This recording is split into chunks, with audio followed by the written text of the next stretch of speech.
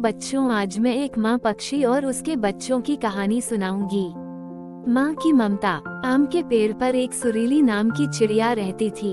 उसने खूब सुंदर घोंसला बनाया हुआ था, जिसमें उसके छोटे छोटे बच्चे साथ में रहते थे।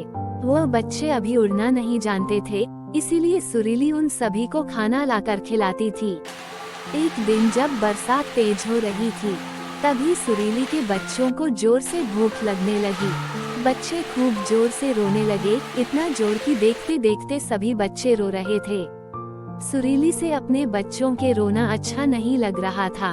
वो उन्हें चुप करा रही थी, किंतु बच्चे भूख से तड़प रहे थे, इसलिए वह चुप नहीं हो रहे थे।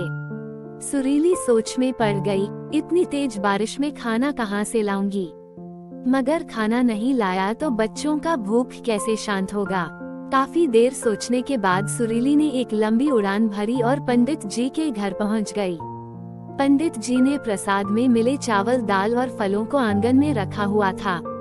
चिड़िया ने देखा और बच्चों के लिए अपने मुंह में ढेर सारा चावल रख लिया और झटपट वहां से उड़ गई। घोंसले में पहुंचकर चिड़िया ने सभी बच्चों को चावल का दाना खिलाया। बच्चों का पेट भर गया, वह सब चुप हो गए और आपस में खेलने लगे।